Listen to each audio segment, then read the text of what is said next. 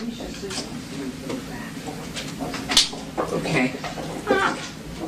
Hi, everybody. Happy 4th of July almost.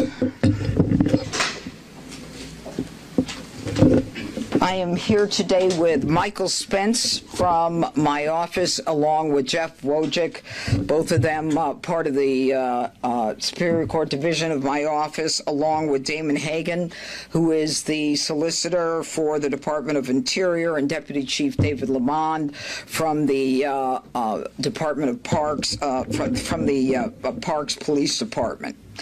Did I get every? Yeah. And today, I thought it was important to call this press conference because one of the most offensive images that I hold in my mind are the images of national monuments that are being defaced, roped, torn down, graffitied, and damaged by individuals. I have a vivid memory of this happening several years ago and over time, where our national monuments and statues are being torn down, and this is not the way of a civilized society. It is anarchy. And our nation has weathered moments of anarchy and chaos in the past, and individuals have made a decision, many of them, to destroy and to damage national monuments, not taking into account the fact that the rest of the nation considers these monuments important and necessary to our history. But this unchecked vandalism and civil disorder turns into criminal behavior, and that's why we're here today. They are an affront to the dignity of our shared history, and we will not allow our sacred monuments to be roped off, defaced, or diminished, or in any way impacted by disgruntled individuals who think that they, and not the rest of the nation, have the right to decide what should happen. These landmarks and monuments belong to all of us, and they must be protected for generations to come. And the president, when he came here in his executive order to make D.C. safe and beautiful, brought in a fresh injection of resources, both for my office and for all of law enforcement, to make D.C. safe. And the other part of that executive order was to make D.C. beautiful.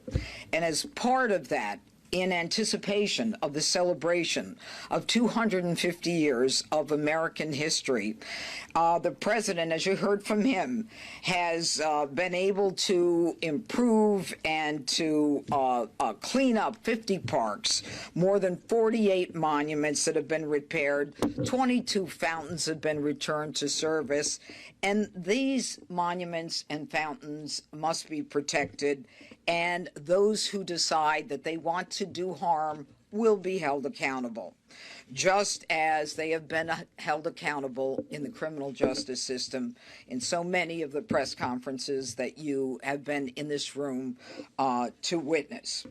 D.C. has experienced a renaissance like it has never experienced before in both safety and in beauty. Today is about accountability for damaging a national resource, a national treasure, and that is the reflecting pool that runs from the Washington Monument to the Lincoln Memorial, which is, of course, a symbol of D.C.'s beauty and history. Now, it was recently renovated with significant funds and investment. Any tampering undermines that. And make no mistake, if anyone decides they want to damage that, whatever they think their reason is, or whether they think it's justified, or whether they think it's not important, will be held to account. This is a priority not only for the president, but for myself as well. So, today a grand jury has returned a felony indictment against a defendant, David Hearn, for felony destruction of property, for which he faces 10 years in prison. The indictment is in response to an incident that occurred on June 19th of 2026, in which the defendant Hearn ripped a piece of recently installed sealant on the bottom of the reflecting pool at the Lincoln Memorial. The evidence shows, and we will prove beyond a reasonable doubt, that Hearn willfully destroyed property at the Lincoln Memorial reflecting pool. This was a deliberate act to damage the reflecting pool at the National Mall that members of the National Park Service actually have worked hard to restore and have witnessed. By Hearn's own admission, on June 19th, he reached down into the pool.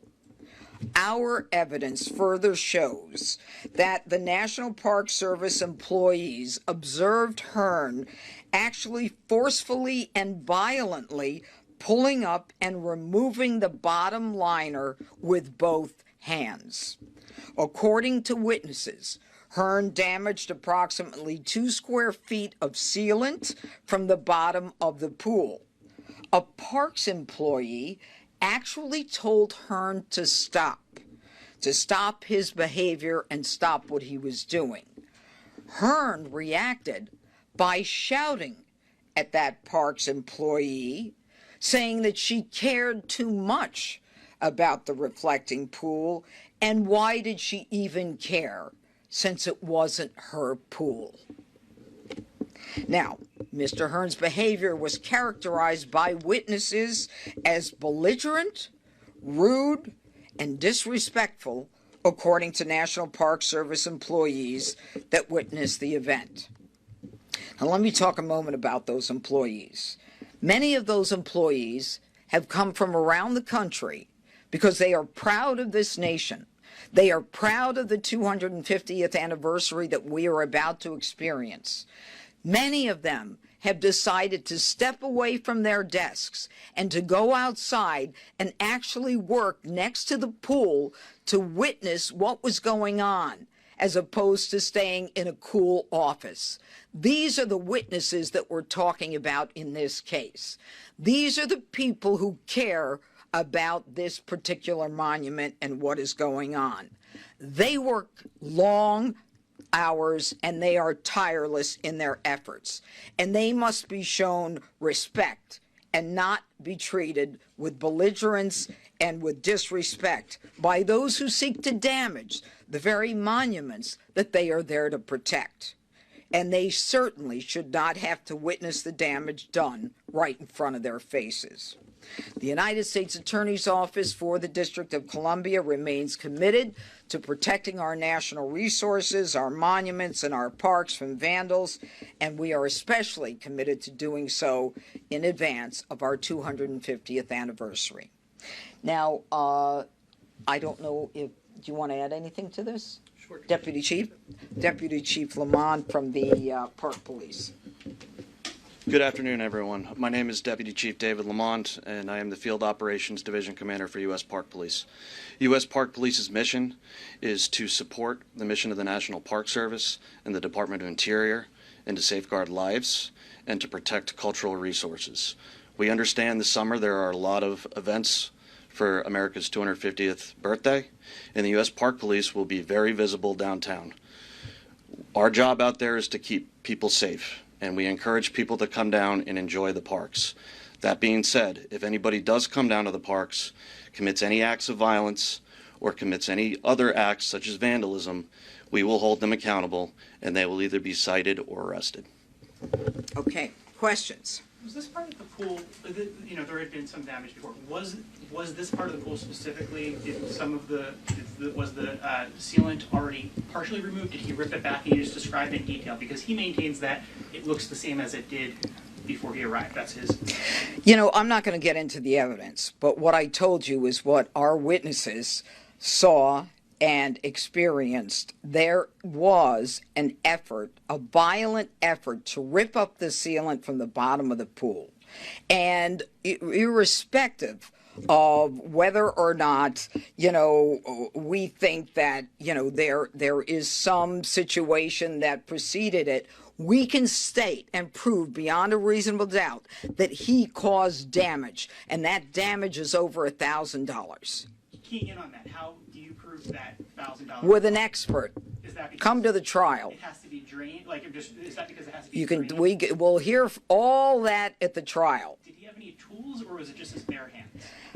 Right now, we believe it's his bare hands, both hands. So does that indicate in your belief that it was probably damaged before, or do you believe that he had Oh, he damaged it. further? But do you believe it had already been damaged before? He damaged the pool. Before he touched it. He damaged this pool. But there have been, all these videos, obviously. Well, good. I'm glad you've got that evidence. Come on in the grand jury. You can testify. Next. Thank you for your time today. You're Jeanine welcome. Pirro. The citation that Mr. Hearn received suggested that he would be charged with misdemeanors, but the president obviously called for this to be a felony charge here. Did you ultimately decide to charge this so harshly at the president's direction? I didn't charge anything harshly. I charge according to the evidence. When we have witnesses, when we have the defendant on record saying things that are not true, and we have witnesses who are disinterested, who have no motive to lie, they have no agenda, they're just working there, and they are actually witnessing damage to a national monument, we're going to go forward. Now, my office reviews all citations. Everything that the police do in this jurisdiction is reviewed by my office. We review it. This is a case with tremendous evidence, and this is a case where the evidence dictates where we land. Next. U.S. Attorney Pirro, there have been other people who have been arrested for Yeah. incidents at the reflecting pool. Are you taking all of them to the grand jury? It depends on the evidence that we have. We have about a half a dozen other cases. Some of them will be misdemeanors, and some of them could be less, like a violation. But we're reviewing every case based upon the evidence and reviewing all of the reports. And right now, it's about another half dozen misdemeanors. Yes, sir. The president said that somebody took a box cutter and cut the Yeah. reflecting pool. Is there any update to that case? Is there any Yeah. evidence that you can point to as a follow-up? You know, I was at the reflecting pool yesterday, and I think it's very sad. Someone intentionally did a tremendous amount of damage to the pool, and you can actually see where all the cutting is. They took a sharp object and cut for many feet along the pool. Do you have pictures of that? Can you share with us? Well, when I file a charge, I'll be happy to show you a picture. All right. What I'm trying to do is we're trying to find out who did it. Okay. And until we get to that point, I'm not going to be able to, discuss anything more than there was tremendous damage that was caused. Yes, sir. Yes. Yes, ma'am. 4 years ago, we had that guy from Indiana who damaged the Washington Monument. He pled guilty and he was misdemeanor. What are you trying to do? Is send you like a strong message from now on who damaged and gonna get a big penalty? Looks like. We are in a lane where it depends on the evidence. If the damage can be repaired for less than $1,000, it's a misdemeanor. If it costs a lot more than $1,000, then we're at the felony level. It's up to the judge to decide what the sentence is after a jury looks at the case. My job is to look at the evidence and to bring it to a grand jury who agreed that this should be a felony based upon the evidence that they heard, and they returned a true bill that this person should be charged with this felony. One more. Thank you for your time today. How do you square charging this alleged pool vandal when this is the same Justice Department that Already this is a problem. did, over 1,000 January 6 rioters who caused millions of dollars of damage? Are you really talking about January 6th? Yes. I'm not. There's Okay, thousands, who's millions of next? dollars of damage. Not you. No.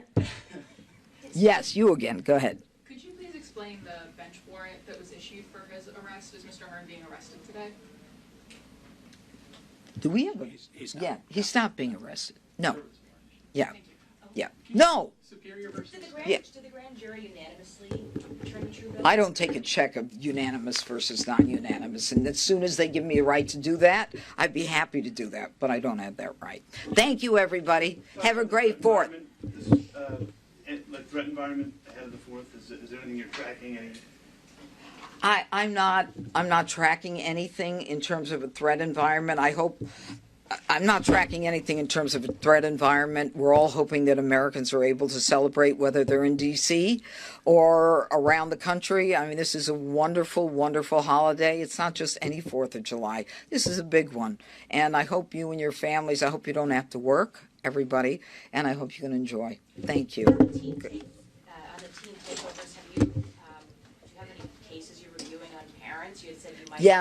Yeah, we've reviewed a few. Think you might be able to bring. We've reviewed several of them. I'll probably do a presser on that in the future. Thank you.